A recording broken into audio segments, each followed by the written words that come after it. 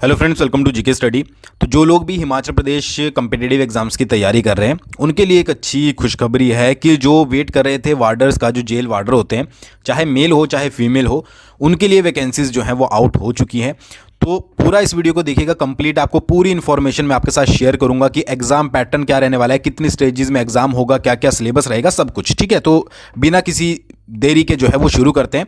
But उससे पहले थोड़ा सा मैं आपको एक चीज़ बता देता हूँ कि अगर आप लोग क्लर्क, हाई कोर्ट की तैयारी कर रहे हो या फिर कंडक्टर की तैयारी कर रहे हो या फिर अपकमिंग किसी भी एग्जाम की तैयारी करोगे तो जीके स्टडी ऐप को डाउनलोड करके रख लीजिएगा। डिस्क्रिप्शन में मैंने लिंक दे दिया है, बहुत बेनिफिशियल आपके लिए रहेगी। उससे ज़्यादा मैं कुछ नहीं बोलूँगा, बाकी आप खुद से जो है वो चेकआउट कर सकते हो। अच्छा, ऑनलाइन एप्लीकेशंस जो हैं वो इनवाइट किए गए हैं वार्डर मेल के लिए और वार्डर फीमेल के लिए। क्लास 3 की पोस्टें हैं और अगर नंबर ऑफ पोस्टों की मैं टोटल बात करूं तो यहाँ पर जो है वो 77 मेल की हैं और 14 जो है वो फीमेल की है। यानी कि 77 आपके जो है वो मेल, यानी कि जो लड़के जो हैं वो भर्ती देंगे, उसके बाद 14 जो है वो आपकी यहाँ पर फीमेल की पोस्टें यहाँ पर दी गई है। ठीक है जी। अच्छा, अब मैं अगर डिस्ट्रिक्ट वाइज आपको वैकेंसीज बताऊँ तो सबसे पहले नंबर आता है बिलासपुर का। पूरी डिटेल मैं यहाँ पर दूंगा, इसके अलावा आपको कोई भी कहीं पर भी पढ़ने की ज़रूरत नहीं पड़ेगी। तो बिलासपुर में जो है वो जनरल की एक वैकेंसी है। ठीक है, उसके बाद होम गार्ड की भी एक है, उसके बाद general ward of freedom fighter की 0 है, जनरल ईडब्ल्यूएस की 0 है, एससी यूआर की 1 है। ठीक है जी, और उसके बाद ओबीसी यूआर की 1 है और उसके अलावा कोई भी वैकेंसी नहीं है। तो बिलासपुर में टोटल वैकेंसीज जो हैं वो 4 हैं। इसी तरीके से टोटल मैं आपको एक बार बता देता हूँ। चंबा में जो है वो 6 वैकेंसी हैं टोटल, हमीरपुर में जो है वो 5 वैकेंसी है, कांगड़ा में जो है वो 17 वैकेंसी है, किन्नौर में आपकी 1 वैकेंसी है, कुल्लू में आपकी जो है वो 5 वैकेंसी है, लाहौल स्पीति में आपकी कोई भी वैकेंसी जो है वो नहीं है, मंडी में यहाँ पर आपकी 11 वैकेंसीज हैं, शिमला में आपकी जो है वो 9 वैकेंसी है, सिरमौर में आपकी 6 वैकेंसी है, सोलन में आपकी 7 वैकेंसी है और ऊना में आपकी जो है वो 6 वैकेंसी है। तो इस तरीके से जो है वो यहाँ पर 77 वैकेंसी किसकी है, ये आपकी मेल की है। मेल वालों की अभी हमने बात करी है कि यहाँ पर 12 डिस्ट्रिक्टें जो हैं जिसमें से लाहौल स्पीति के लिए कोई भी वैकेंसी नहीं रखी गई है। बाकी ये 4, 6, 5, 17 बाकी आप यहाँ पर देख सकते हैं। एक बार स्क्रीनशॉट ले लीजिए या फिर मैं टेलीग्राम पर शेयर कर दूंगा इस पीडीएफ को। ठीक है, उसका भी लिंक डिस्क्रिप्शन में दिया गया है कि कौन कौन सी जो है वो किस किस कैटेगरी में आपकी वैकेंसी है। ठीक है, तो ये आपकी है मेल की।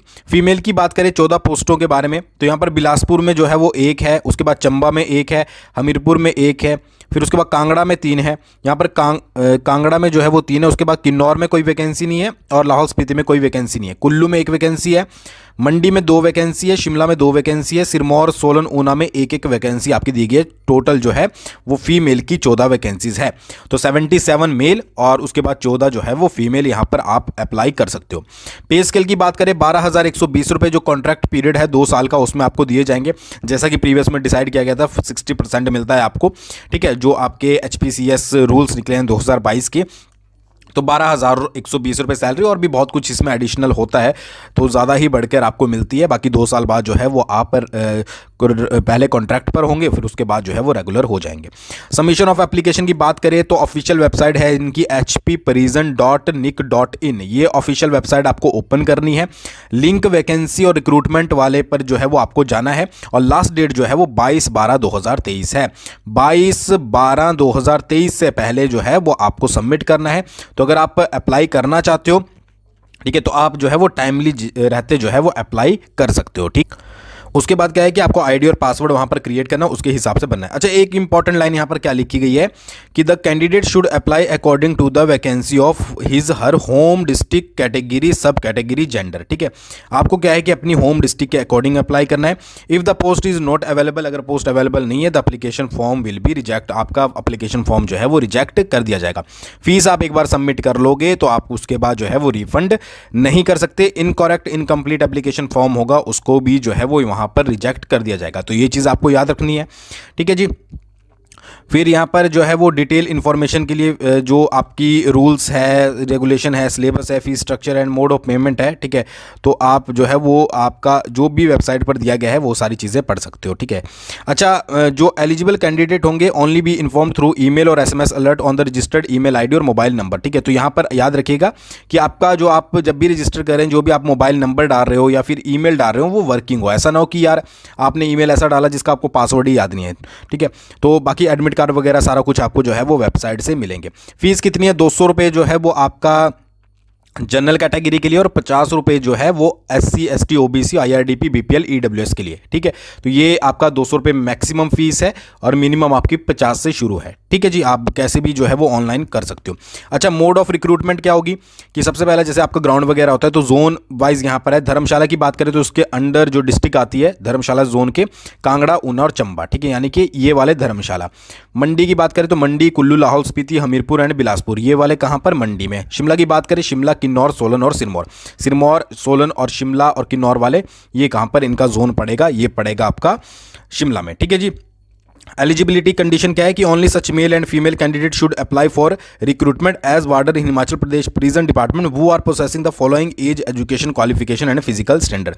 मेल वार्डर्स की अगर बात करें तो जनरल कैटेगरी के लिए एज चाहिए 18 से 23। ठीक है जी। SC ST के लिए चाहिए 18 से 25।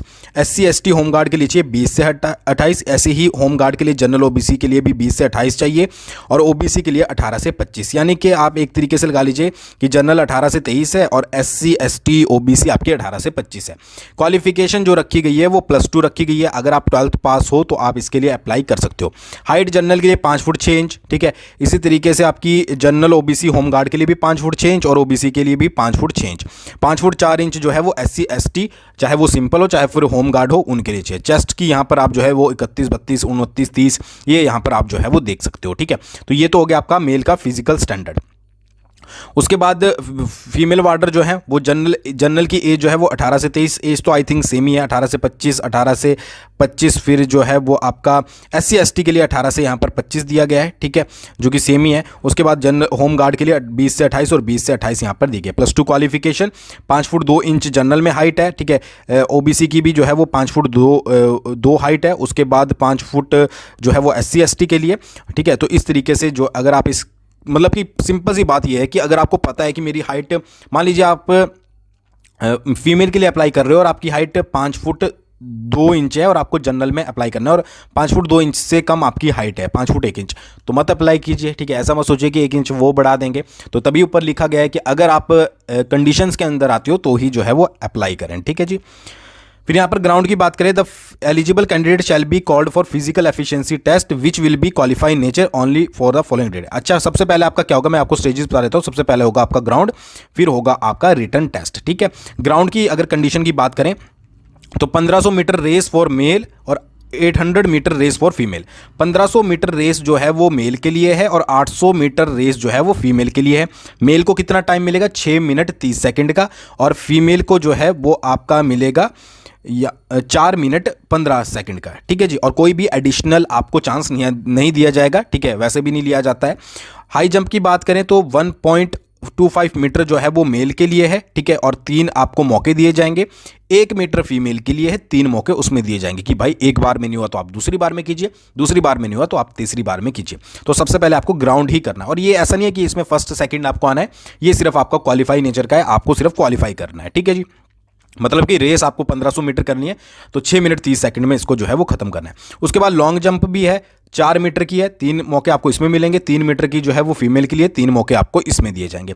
ये है भाई ग्राउंड। ठीक है, अगर आप फिजिकल एफिशिएंसी टेस्ट जो है वो क्लियर कर लेते हो तब आप जो है वो रिटन एग्जामिनेशन में बैठोगे। रिटन एग्जामिनेशन जो है वो आपका 100 मार्क्स का होगा, जिसमें जो है वो आपके सब्जेक्ट 5 सब्जेक्ट जो हैं वो पूछे जाएंगे। 5 सब्जेक्ट कौन कौन से हैं? पहला है आपका इंग्लिश लैंग्वेज, दूसरा है आपका हिंदी लैंग्वेज, तीसरा आपका जनरल अवेयरनेस, फिर आपका मैथ्स और साइंस होगा इंक्लूड आपस में। ठीक है, फिर है आपका रीजनिंग एप्टीट्यूड। मतलब एक तरीके से मान लीजिए 6 ही सब्जेक्ट हैं आपके। ठीक है, English, Hindi, general awareness, math, reasoning और साइंस। मतलब पढ़ने तो 6 ही पढ़ेंगे ना। फिर क्या होगा कि जो सिलेबस होगा वो +2 स्टैंडर्ड का होगा, बट जो मैथ होगा वो आपका मैट्रिकुलेशन का होगा। यानी कि 10th तक जितने भी आपने चैप्टर पढ़े हैं मैथ के, ये सिलेबस के ऊपर आप कमेंट कीजिएगा। अगर आपको वीडियो चाहिए यस कर दीजिएगा सिर्फ, तो आपको सेपरेट जो है वो अच्छे से एक बार समझा दिया जाएगा कि डिटेल सिलेबस क्या रहेगा। ठीक है, तो +2 स्टैंडर्ड का आपको बाकी सब कुछ जनरल अवेयरनेस वगैरह, हिंदी लैंग्वेज, इंग्लिश लैंग्वेज पढ़नी है। मैथ जो आपका रहेगा वो आपका मैट्रिकुलेशन लेवल का रहेगा। ठीक है जी, फिर आप क्वालिफाई कब कर पाओगे? क्वालिफिकेशन का क्या रखा है इन्होंने रिटर्न का? 50% वाला जो है वो क्वालिफाई माना जाएगा अगर वो जनरल कैटेगरी से बिलोंग करता है, और 40% वाला क्वालिफाई माना जाएगा अगर वो शेड्यूल कास्ट या शेड्यूल ट्राइब से जो है वो बिलोंग करता है। ठीक है जी, मतलब कि आपको 50% मार्क्स तो जनरल कैटेगरी में लाने होंगे, उसके बाद डिपेंड करता है मेरिट के ऊपर कि भाई मेरिट आपकी जो है वो क्या जाती है। तो ये तो बाकी इसमें इतना ज़्यादा कुछ नहीं बताया गया है, ठीक है।